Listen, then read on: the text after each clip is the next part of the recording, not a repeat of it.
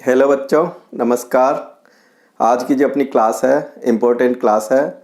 आज अपन पढ़ेंगे decision making statement, conditional statement, जिसके अंतर्गत अपन ब्रांचिंग या सिलेक्शन का काम करेंगे।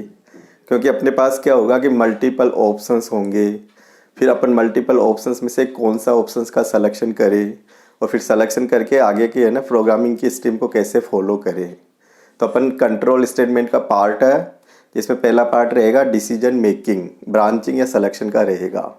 तो ये बहुत इंपॉर्टेंट पार्ट है। इससे पहले अपन ने कंप्यूटर के बेसिक 5 फंक्शंस मैंने बताए थे। तो जिसमें पहला फंक्शन बोला था आपको इनपुट, दूसरा बोला था स्टोरेज, तीसरा बोला था प्रोसेस, प्रोसेस में फिर बोला था मैंने कंट्रोल। क्योंकि कई बार क्या होता है कि प्रोसेस करके अपन है ना सिंगल रिजल्ट्स ले लेते हैं, अर्थमेटिक ऑपरेटर के थ्रू सिंगल रिजल्ट बन जाएगा। फिर कई ऐसे डिसीजन होते हैं जो सिंगल रिजल्ट के बेस पे अपन को डिसीजन लेने होते हैं, है ना। तो अपन डिसीजन कैसे लें, है ना, कैसे सिलेक्शन करें। तो अपना आज का जो टॉपिक रहेगा वो डिसीजन मेकिंग या कंट्रोल स्टेटमेंट का रहेगा।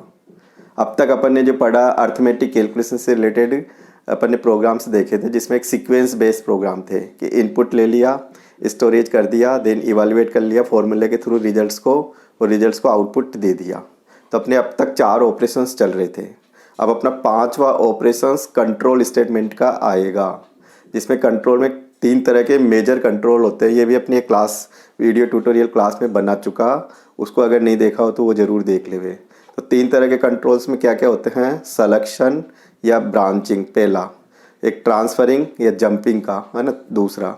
तीसरा कंट्रोल होता है रिपीटेशन या फिर आपका इटरेशन प्रोसेस चलाना, साइक्लिक प्रोसेस चलाना।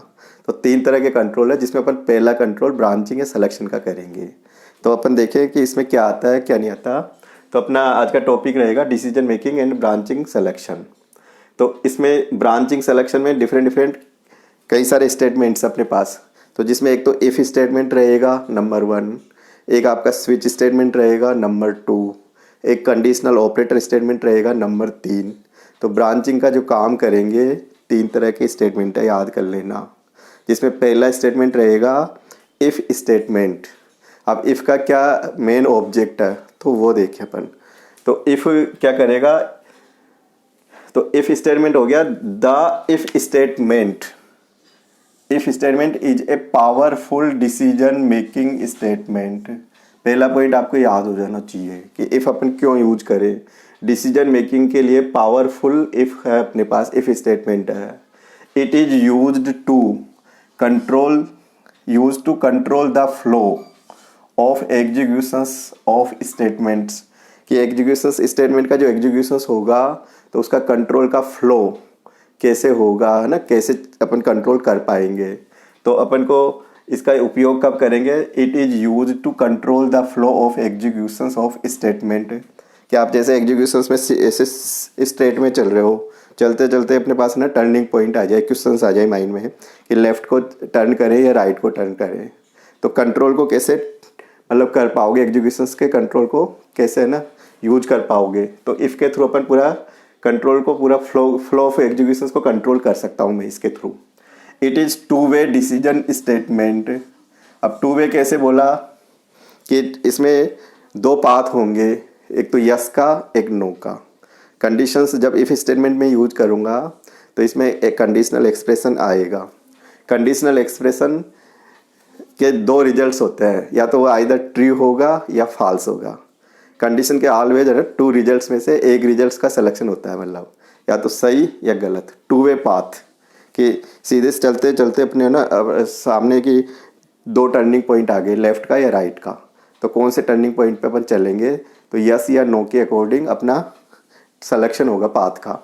तो इसको अपन है ना 2 वे डिसीजन स्टेटमेंट कह सकते हैं। इसकी जनरल फॉर्म होती है कि इफ़ को अपन कैसे यूज करेंगे। तो इफ़ आएगा और इफ़ के साथ में फिर एक टेस्ट एक्सप्रेशन आएगा। तो टेस्ट एक्सप्रेशन जो कंस्ट्रक्ट होगा उसमें अपन test expression construct with relational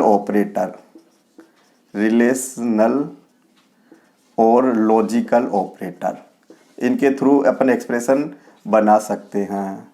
कि रिलेशनल एक्सप्रेशन में कौन से आते हैं symbols, greater than, less than, equal, double equal, है ना, ग्रेटर इक्वल, लेस इक्वल, है ना, नॉट इक्वल।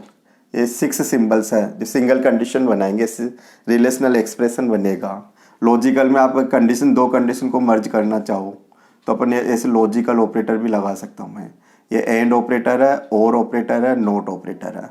तो कोई भी अपन टेस्ट एक्सप्रेशन बनाएंगे तो रिलेशनल ऑपरेटर्स से एक कंडीशन बनेगी। फिर आप चाहोगे डिसीजन लेने में 2 कंडीशंस आ जाए और 2 कंडीशन को पूरा कंबाइन करना हो, है ना, ये जो कंजक्शन करके बनाना हो, तो फिर लॉजिकल ऑपरेटर भी इसमें लगा सकता हूँ। तो आपका रिलेशनल एक्सप्रेशन बन सकता है, लॉजिकल एक्सप्रेशन बन सकता है। तो इफ़ के साथ फिर लॉजिकल या रिलेशनल एक्सप्रेशन जो रिजल्ट्स प्रोड्यूस करेंगे आइदर ट्रू होगा या फॉल्स होगा। तो ट्रू और फॉल्स के अकॉर्डिंग रिजल्ट का सिलेक्शन करेंगे, ये ज़रूरी हो जाता है अपने लिए। तो इसका जो जनरल फॉर्म हो गया, इफ़ आएगा टेस्ट एक्सप्रेशन होगा। एक्सप्रेशन जो मैं बनाऊंगा वो इन ऑपरेटर के थ्रू बनाऊंगा। तो दीज ऑपरेटर इज, है ना, ये पूरे आर्स रिलेशनल ऑपरेटर है। तो रिलेशनल 2 क्वांटिटी के बीच में कंपैरिजन करना और रिजल्ट्स प्रोड्यूस करना, यस या नो का। तो जैसे मैं कहूँ कि 2 क्वांटिटी इक्वल है क्या, ये ग्रेटर है क्या, ये लेस है क्या, ये नॉट इक्वल है क्या, ये लेस या इक्वल है क्या, ग्रेटर इक्वल है क्या। तो है क्या का मतलब यस या नो, 2 रिजल्ट्स निकलेंगे। डिपेंड करेगा कि उसकी वेरिएबल की वैल्यू क्या है। और अगर अपन को कई बार मल्टी कंडीशन को इन्वॉल्व कर दे, और मल्टी कंडीशन को इन्वॉल्व करो और सिंगल रिजल्ट प्रोड्यूस करो, तो फिर अपने पास, है ना, ऑल कंडीशंस को ट्रू रखना हो तो एंड ऑपरेटर है। अपन मल्टी कंडीशन को इन्वॉल्व करें और either one of the conditions को ट्रू रखना हो तो और ऑपरेटर है। कंडीशंस को अगर यस से नो में कन्वर्ट करना हो, ट्रू को फॉल्स में, फॉल्स को यस में, तो ये नॉट ऑपरेटर है। तो अपन इन ऑपरेटर के थ्रू लॉजिकल एक्सप्रेशन भी यहाँ यूज कर सकते हैं और रिलेशनल एक्सप्रेशन भी मैं यूज कर सकता हूँ। तो it allows to evaluate the expression first. सबसे पहले, है ना, कंप्यूटर इसको चेक करेगा, इसको इवेलुएट करेगा। इवेलुएट करके रिजल्ट्स या तो ट्रू होगा, ट्रू मीन्स 1 वैल्यू रिटर्न करेगा, या आपको 0 वैल्यू रिटर्न करेगा। इसका जो रिजल्ट आएगा इफ़ का, कंडीशन का, तो 0 या 1 को अपन ट्रू मान के चलते हैं और 0 को फॉल्स मान के चलते हैं, है ना। ज़रूरी है ये, मतलब या तो 0 आएगा या 1 आएगा, इसके अलावा कोई रिजल्ट ये प्रोड्यूस नहीं करता।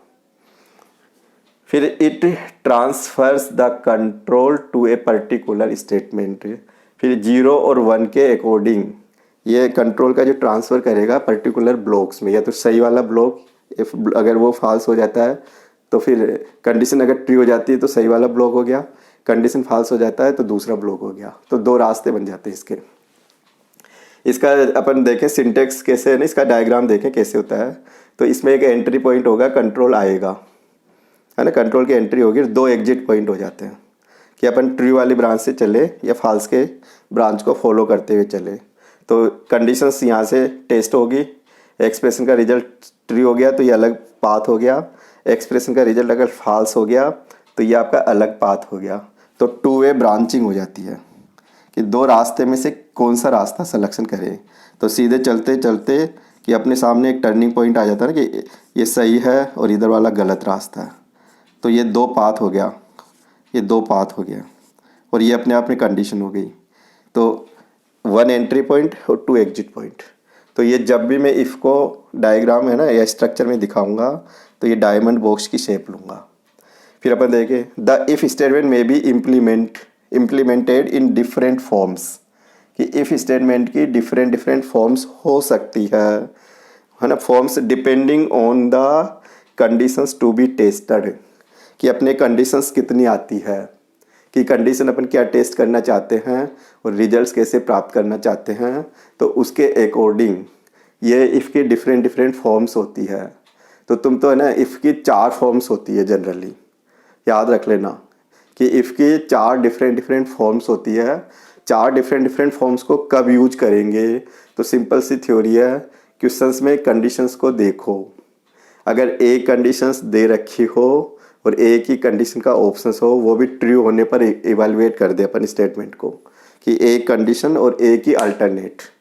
कई बार होता है ना कि जैसे मैंने तुमसे कोई क्वेश्चंस पुटअप किया, अब तुमने क्वेश्चंस को अगर ट्रू कर दिया यानी सही बता दिया, तो मैं कहूँगा कि ये पेन आपको गिफ्ट में दे दूँगा।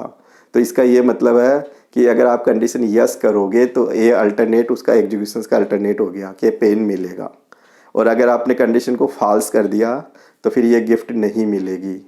तो यस में ये एक्स्ट्रा आपको मिल गया और नो में कुछ नहीं मिला। नो में अपन चुप रहे, यस में है ना अपन ने बोला सही कर दिया, तो सही होने का एक रिजल्ट्स मिल गया, गलत होने पर कुछ नहीं मिला। तो एक कंडीशन और एक ही ऑप्शंस कि कंडीशन सही होने पर आपका ट्रू वाला ब्लॉक रन हो जाए और कंडीशन फॉल्स हो जाए तो वो रन नहीं हो, एग्जीक्यूशंस में नहीं आए। तो इस तरह की अगर अपन को थ्योरी लगानी है तो सिंपल इफ़ स्टेटमेंट होगा।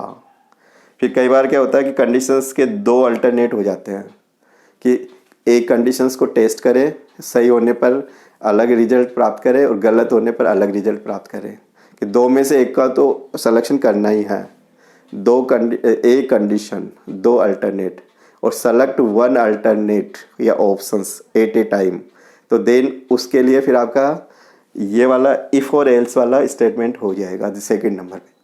और कई बार क्या होती है कि कंडीशंस सही होती जाए, मल्टी कंडीशंस आ जाए अपने सामने और फिर मल्टी कंडीशंस को पूरे को ट्रू कर दिया तो देन रिजल्ट्स प्राप्त कर ले अपन।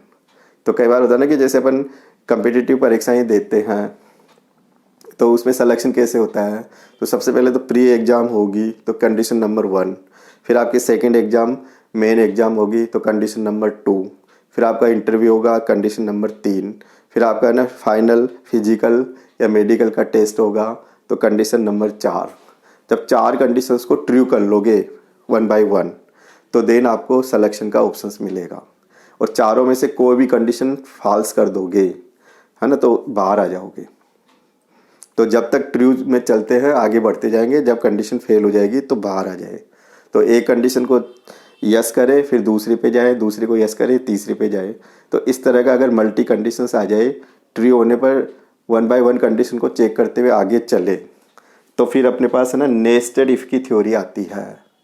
कई बार होता है ना कि अपन गेम्स खेलते हैं, तो गेम्स खेलते हैं तो है ना गेम्स में मल्टी लेवल गेम्स होते हैं कि एक लेवल पार कर लिया फिर वो यस हो गया, सक्सेसफुल अपन ने ना यस कर दिया उसको, फिर सेकंड लेवल को भी यस कर दिया, थर्ड लेवल को भी यस कर लिया।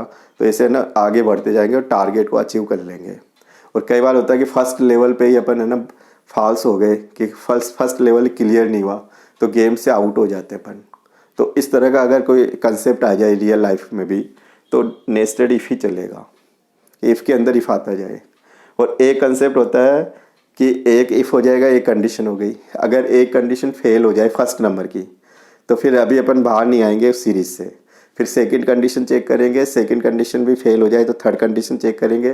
तो फेल होने का मतलब फेल होने पर आगे बढ़ते जाऊँ और पास जैसे ही कंडीशन यस हो जाए तो बाहर निकल जाऊँ। जैसे अखबार में रिजल्ट्स देखते हैं तो रिजल्ट्स देखने में क्या थ्योरी चलती है, ये मैं फर्स्ट डिवीज़न में चेक करूँगा।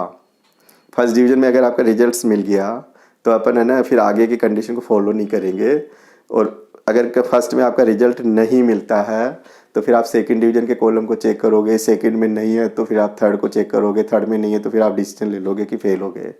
तो एक तो होता है कि सही होने पर दूसरी कंडीशन को इवैल्यूएट करूँ, एक होता है कि जस्ट इसका रिवर्स प्रोसेस कि फॉल्स होने पर मैं एल्सिफ में ना फॉलो करता जाऊँ कि गलत हो गया तो दूसरे अल्टरनेट में चला गया, वो भी गलत हो गया तीसरे में चला गया, तीसरा गलत हो गया चौथे में चला गया। तो एक इस तरह की थ्योरी आ जाएगी। तो इफ़ के 4 कैटेगरी कर दो, डिफरेंट 4 इसके है ना फॉर्म्स कर दो इफ़ की। एक जनरल जो अपना इफ़ स्टेटमेंट होता है हर लैंग्वेज में इसके है ना 4 फॉर्म्स हो सकती हैं।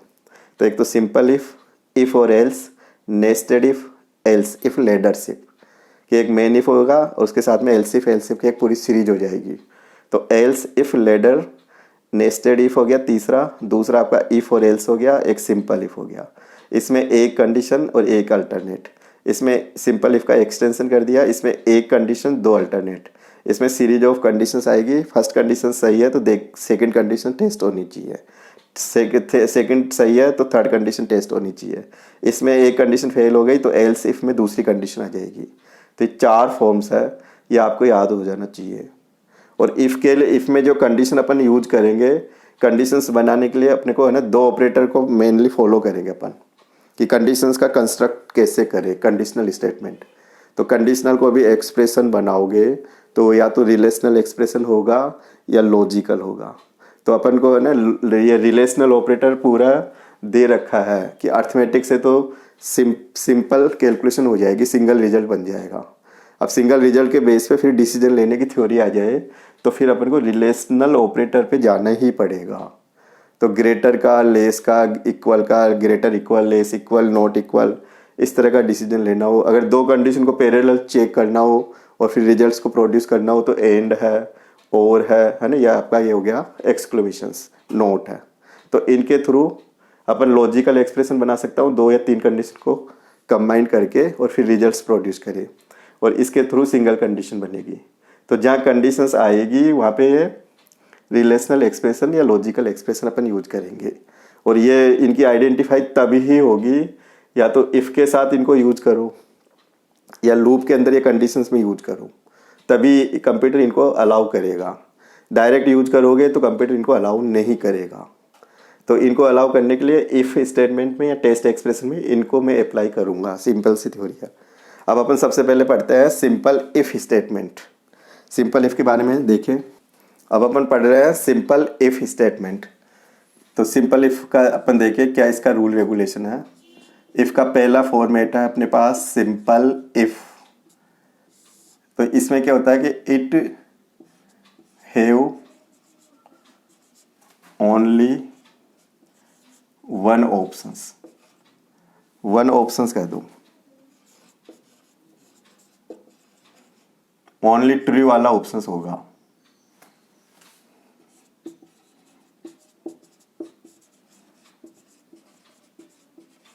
ट्रू स्टेटमेंट ब्लॉक कह दो। It check the simple condition, it check the simple condition. Simple मतलब सिंगल कंडीशन कह दो।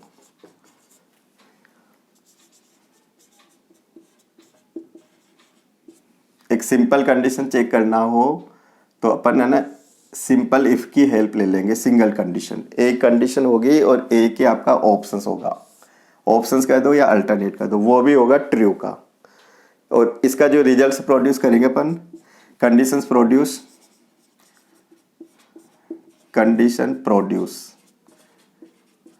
To result. टू की जगह ना आप सिंगल रिजल्ट कह दो।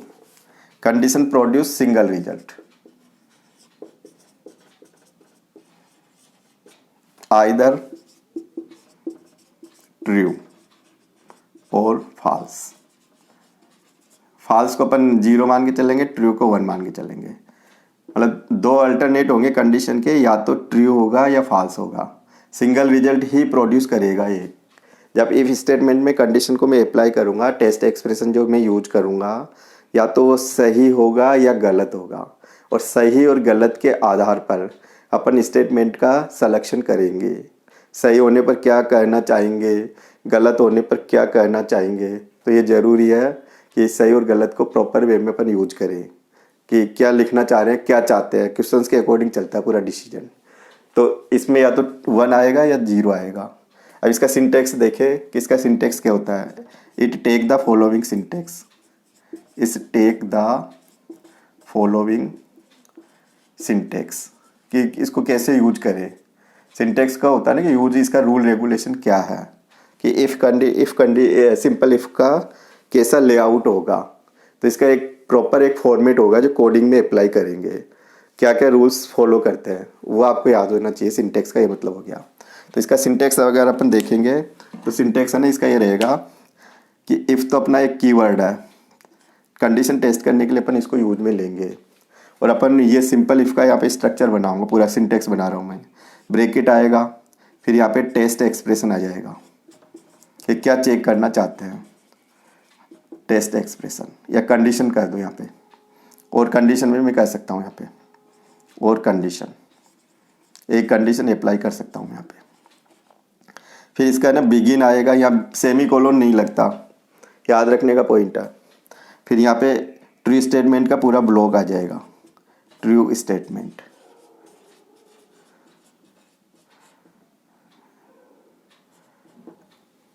फिर यहाँ पे इसका बिगिन है, देन क्लोजिंग आ जाएगा। और फिर बाहर के इफ से इसको लेके अपन कहाँ जाएंगे, फिर एकदम बाहर का स्टेटमेंट आ जाएगा, स्टेटमेंट एक्स आ जाएगा, ये स्टेटमेंट एक्स।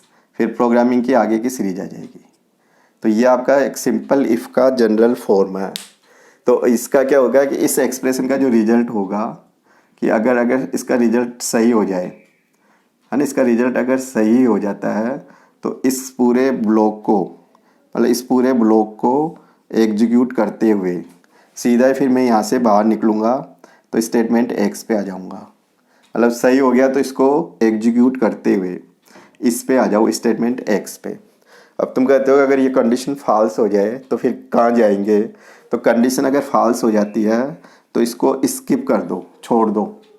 अगर कंडीशन फॉल्स हो जाती है तो इस ब्लॉक को स्किप कर देंगे, यानी इसको एग्जीक्यूशंस में नहीं लेंगे।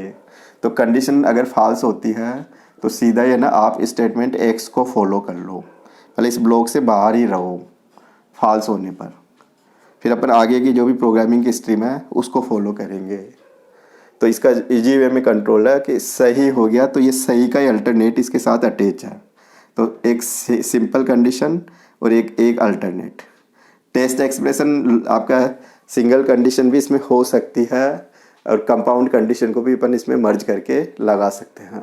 कंपाउंड कंडीशन बनाओगे तो एंड और नोट को मैं यहाँ अप्लाई कर सकता हूँ। रिजल्ट्स जो निकलेगा वो या तो यस निकलेगा या नो निकलेगा। तो यस होगा तो एक्स्ट्रा एग्जीक्यूशंस मिलेगा, और रिजल्ट अगर कंडीशन फॉल्स हो गई तो ये जो एक्स्ट्रा एग्जीक्यूशंस है इसको स्किप कर देगा, सीधा ही कंट्रोल बाहर आ जाएगा। तो ऐसे अगर इसका स्ट्रक्चर देखें कि सिंपल इफ़ का स्ट्रक्चर बताओ, तो इसका स्ट्रक्चर देखो, structure of simple if, structure of simple if. इसका कंट्रोल है ना फ्लो चार्ट के थ्रू बताओ कि कैसे स्ट्रक्चर बनेगा। तो अपना जैसे मान लो यहाँ से एंट्री पॉइंट चला, ये अपने सामने टेस्ट कंडीशन आ गई, ये अपने सामने है ना टेस्ट कंडीशन आ गई, ये तो ये हो गई आपकी टेस्ट कंडीशन। यहाँ पे मैं कंडीशन को टेस्ट कर रहा हूँ, यहाँ पे कंडीशन, फिर कंडीशन के रिजल्ट आएगा। अब रिजल्ट तुम कहते हो कि सही हो जाती है मेरी कंडीशन, सही होने पर मैं इधर की ब्रांच में आ जाऊँगा, और इधर की ब्रांच में आगे ये स्टेटमेंट हो गया अपना ट्रू स्टेटमेंट। ये इस स्टेटमेंट को लेके और फिर मैं आगे चलूँगा, ट्रू स्टेटमेंट, है ना। फिर मैं यहाँ से चला ऐसे, और ये कंडीशन अगर मेरी फॉल्स हो जाती है तो मैं सीधा ही है ना इस स्टेटमेंट को छोड़ दूँगा ट्रू वाले को, और सीधा ही मैंने इस स्ट्रीम में आ जाऊँगा। यहाँ पे ये फॉल्स स्टेटमेंट हो जाएगा, यहाँ पे मेरा ये हो जाएगा फॉल्स स्टेटमेंट। ये स्टेटमेंट एक्स कर दो, ये स्टेटमेंट एक्स बोल दो इसको, और फिर आगे की स्ट्रीम में चलेंगे अपन, है ना। आगे अपना जो भी कोड आता है वो वाला स्टेटमेंट आ जाएगा। तो इसका ये मतलब हुआ कि ये कंडीशंस में एंट्री हो रही है ना। सबसे पहले इसको इवालुएट करेगा, इफ़ के अंदर आएगा, इफ़ में ये इस कंडीशन को सबसे पहले इवालुएट करेगा। इवालुएट करने पर यस हो गई तो इधर वाली ब्रांच में, इधर वाले पाथ में होता हुआ इस स्टेटमेंट को रन करता हुआ स्टेटमेंट एक्स पे कंट्रोल ट्रांसफ़र हो जाएगा। और अगर ये कंडीशन ये फेल हो जाती है तो सीधा ही कंट्रोल एक्स को फॉलो करेगा और फिर आगे के स्ट्रीम में चलेगा वो। तो ये इसका एक लेआउट हो गया। सही होने पर एक्स्ट्रा एग्जीक्यूशंस मिल गया, गलत होने पर एक्स को फॉलो करते हुए एंड कर दिया। तो सही से एक्स पे तो दोनों केस में ही आएगा, फॉल्स होने पर भी एक्स में आएगा और सही होने पर इसको लेता हुआ एक्स पे आएगा। तो ये इसका एक जनरल कंट्रोल है कि कैसे काम करेगा, यह इसका जनरल फॉर्म है। अब अपन इसका कुछ एग्जांपल देखें कि इसको एग्जैक्ट कोडिंग में है ना कैसे यूज करेंगे। तो ऐसे कई सारी प्रॉब्लम्स हो सकती है जो सिंपल इफ़ के बेस पे ही यूज करनी होती है अपन को। तो इसका एक सिंपल सा एग्जांपल देखो, है ना। अब अपन देखते हैं example of simple if, example of simple if. अब सपोज अपने पास एक इंटीजर डेटा है कि जैसे मैंने कह दिया ये मार्क्स है, ठीक है ना, और मेरे पास एक कैटेगरी कोड है, एक कैटेगरी है अब मैं कैटेगरी 3 तरह की कैटेगरी इनपुट में लूँगा, या तो 0 लूँगा, कैटेगरी में 1 वैल्यू ले सकता हूँ, कैटेगरी में 2 ले सकता हूँ। अब अपने पास है ना, कई बार हो सकता है कि ये आपकी जनरल कैटेगरी का कोड है, ये एससी का कोड है, ये एसटी का कोड है।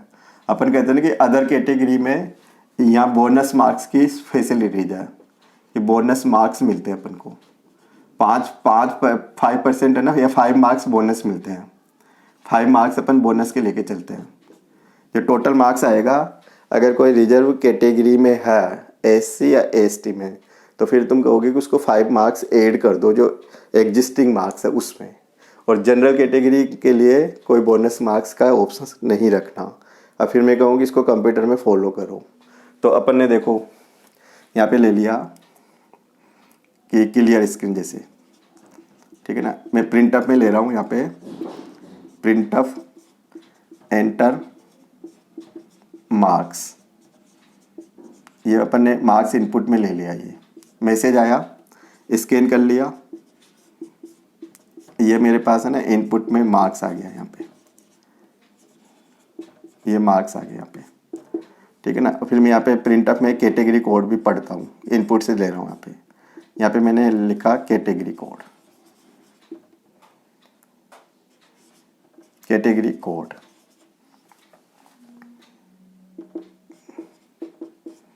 यहाँ पे मैंने स्कैन कर लिया ACANF।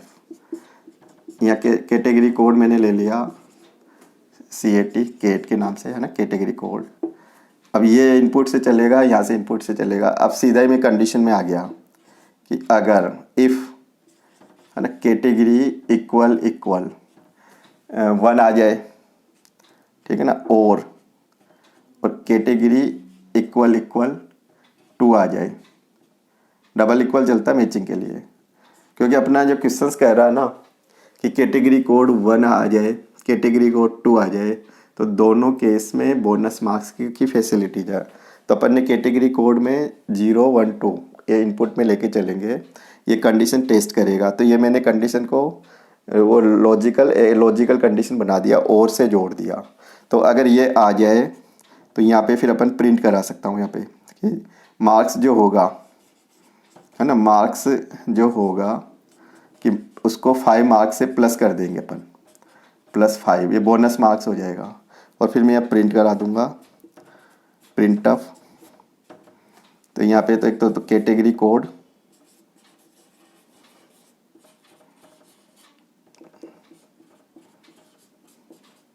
यहाँ पे कैटेगरी कोड को मैंने प्रिंट करा दिया, और यहाँ पे उसके मार्क्स को प्रिंट करा दिया।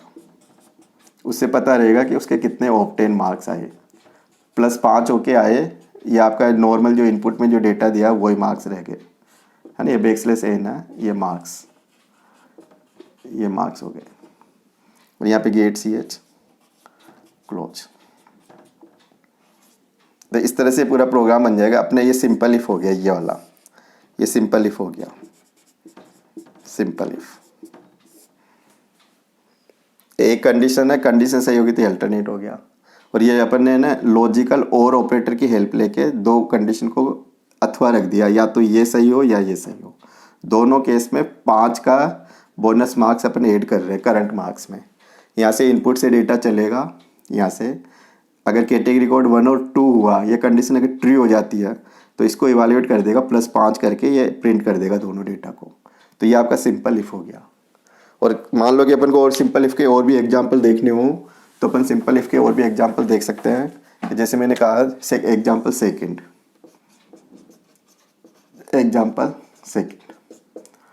कि चेक इवन और ओड नंबर, इवन ओड, है ना, using simple if.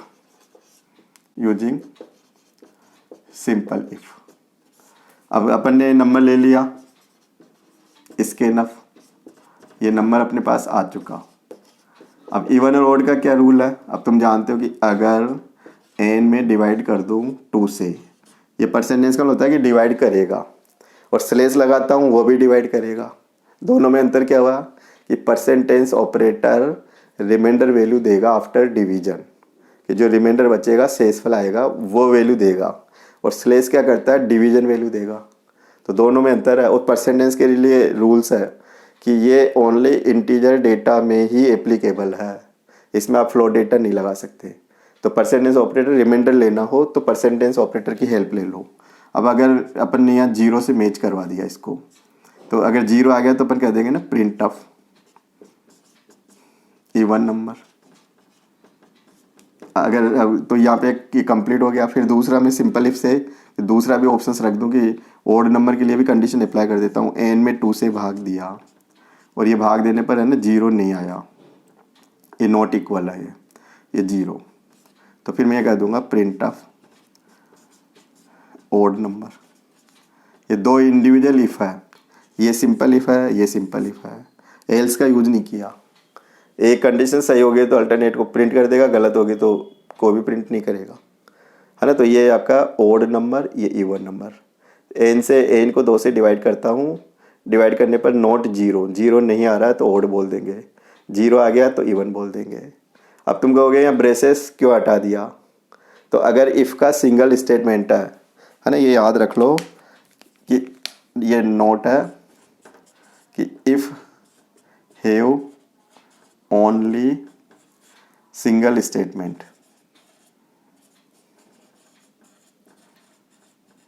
Then braces, है ना, ये ब्रेसेस बोलते हैं इनको, कि ब्रेसेस में बी इग्नोर। इग्नोर का मतलब छोड़ सकता हूँ मैं, इग्नोर। तो मैंने यहाँ पे ब्रेसेस लगाने की ज़रूरत नहीं समझी यहाँ पे, क्योंकि ये सिंगल स्टेटमेंट है, सही होने पर एक ही स्टेटमेंट लेगा या इफ़ क्लोज हो जाएगा। ये सही हो गया तो इसको लेगा, अदरवाइज इसको नहीं लेगा। तो अगर इफ़ का single if have only single statement then braces में बी इग्नोर। अगर इफ़ के एक साथ में ट्रू होने पर 2 या 3 स्टेटमेंट आते हैं तो आप सोच लो कि ब्रेसेस लगाने पड़ेंगे। मान लो कि मल्टीपल स्टेटमेंट आ जाए तो ब्रेसेस लगाने पड़ेंगे। तो अगर आपका इफ़ का सिंगल स्टेटमेंट आता है तो ब्रेसेस को इग्नोर कर सकते हो, ये ज़रूरी हो जाता है। तो और भी अपन कोई भी एग्जांपल लेना चाहें तो अपन है ना ऐसे बहुत सारे एग्जांपल ले सकते हैं। तो सिंपल इफ़ का सफिशिएंट एग्जांपल आप ये दे सकते हो, है ना, ये वाला एग्जांपल दे सकते हो। लार्ज नंबर में से कौन सा बड़ा नंबर बताना चाहें वो ले सकते हो। 3 नंबर में से अगर लार्जेस्ट निकालना हो तो एक एग्जांपल और देख लो। जैसे मेरा टाइटल है read 3 integer number, find largest number, है ना, यूजिंग सिंपल इफ। ठीक है ना, सिंपल इफ से ही बनाना। तो अपन ने मान लो कि ये 3 इंटीजर डेटा मेरे पास ये हो गया ए बी सी, ठीक है ना। तो मैंने यहाँ पे लिख दिया स्केल। इससे पहले अपन एंटर द 3 नंबर का मैसेज ले लेंगे। तो %d पहला डेटा इंटीजर, दूसरा डेटा, तीसरा डेटा इंटीजर, ये ए हो गया, बी हो गया, ये सी हो गया। अपने सामने कंडीशन है, सिंपल इफ से ही बनाना है। तो यानी कि इफ एंड एल्स नहीं आएगा, नेस्टेड नहीं आएगा, एल्स इफ नहीं लगाना। क्वेश्चंस में कंडीशन दे रखी है कि आप सिंपल इफ से ही बनाओगे। तो अब सिंपल इफ कैसे लगाऊं, अब तुमको पूरा फॉर्मेट में बता चुका कि इस तरह से आएगा। तो अब यहाँ पे जो मैं कंडीशन यूज करूँगा कि इफ़ लगाऊंगा, ए को तो पहले बी से चेक कर लिया, ये कंडीशन सही हो जाए तो फिर एंड से जोड़ दिया, ए को सी से चेक कर लिया। तो अगर ये भी सही होगी, ये कंडीशन भी सही होगी तो कंफर्म हो जाएगा कि ए बड़ा होगा। तो तुम चाहो तो ये बिगिनर क्लोज लगा सकते हो, अदरवाइज इसको इग्नोर कर सकते हो। तो print of A is large, A is largest. ये लाइन बदलने के लिए ये है ना, लाइन ब्रेक करता है ये, कि ये प्रिंट करके कर्सर नेक्स्ट लाइन में आ जाएगा। तो एक कंडीशन तो ये होगी सिंपल इफ़। फिर तुम कहोगे अगर ये कंडीशन फेल हो जाए तो बी भी तो बड़ा हो सकता है। अगर सेकंड कंडीशन भी फेल हो जाए तो फिर सी भी बड़ा हो सकता है। तो ये कंडीशंस चेक होगी, सही हो गई तो सही होने पर ये इसको प्रिंट कर देगा। तो ऐसे ही फिर अपन दूसरी कंडीशन भी लगाएंगे कि बी का मान ए से ग्रेटर हो जाए और बी का मान सी से भी ग्रेटर हो जाए। तो फिर अपन कह देंगे कि प्रिंट ऑफ कि b is largest, b is largest.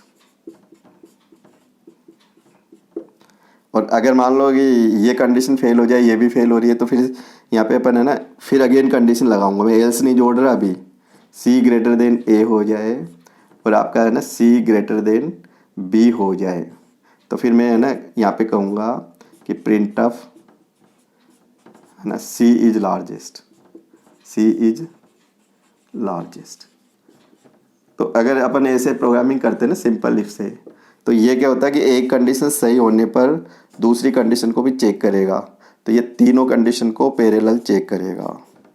अब जो कंडीशन सही होगी वही रिजल्ट उठा लेगा, तो ये थ्री कंडीशन पैरेलल चेक करेगा, ऑल कंडीशंस चेक है ये अगर सही भी होगी फिर भी ये ना दूसरी कंडीशन को चेक करेगा। तो इसका ड्रॉबैक्स ये है कि जब कंडीशन सही होगी तो इन पे नहीं जाना चाहिए था, तो ये सिंपल इफ में तो जाएगा। तो प्रोग्रामिंग की जो परफॉर्मेंस है ना पुअर परफॉर्मेंस कहलाती है। अगर इसको फास्ट लॉजिक बनाना है फिर एल्स या नेस्टेड इफ के थ्रू इसको अपन करें कि सही हो जाए तो फिर दूसरी कंडीशन पे क्यों जाए। अपन को जब रिजल्ट मिल जाता है तो अपन क्यों चाहेंगे कि दूसरी कंडीशन को अपन चेक करें, क्योंकि रिजल्ट तो आपको पहली कंडीशन में मिल गया। तो अपन को ये है ना थोड़ा सा इसको फिर फास्ट परफॉर्मेंस लेनी है प्रोग्रामिंग में, तो फिर इसको आगे है ना अपन एल्स इफ़ नेस्टेड इफ से इसको डिजाइन करेंगे। तो अभी सिंपल इफ़ है। अब ये ब्रेसेस जो मैंने लगाए हैं ये लगा भी सकते हो, और अगर इफ़ का सिंगल स्टेटमेंट है तो इसको मैं इग्नोर भी कर सकता हूँ। अगर इफ़ का एक स्टेटमेंट आ रहा है एग्जीक्यूशंस में तो ब्रेसेस को हटा सकते हो, लगा दोगे तो भी कोई दिक्कत नहीं है। और इफ़ में कभी भी सेमीकोलन नहीं लगाना, ये ध्यान देने का पॉइंट है कि इफ़ में यहाँ कभी भी सेमीकोलन नहीं आता। अगर ये आएगा तो इफ़ यहीं पे ब्लॉक हो जाएगा, फिर आगे है ना इनको एग्जीक्यूट तो कर देगा, बाकी फिर ये ना कंडीशन को चेक करेगा तो ये फिर कंडीशन को रिजल्ट्स प्रॉपर नहीं देगा कि सही होने पर वो इसको गलत होने पर भी ले लेगा, सही होने पर भी ले लेगा, क्योंकि तुमने इफ़ को यहीं पे ब्लॉक कर दोगे, सेमीकोलन लगा दोगे। तो ये अपन को ये पूरा रूल्स रेगुलेशन सिंपल इफ में एक और कंडीशन एक ऑप्शंस का रखते हुए ये पूरा रूल्स फॉलो करेंगे अपन। तो आज की क्लास को मैं यहीं पे एंड करता हूँ। अच्छा लगे वीडियो तो सब्सक्राइब जरूर करें, दोस्तों के भी शेयर करें। Thank you.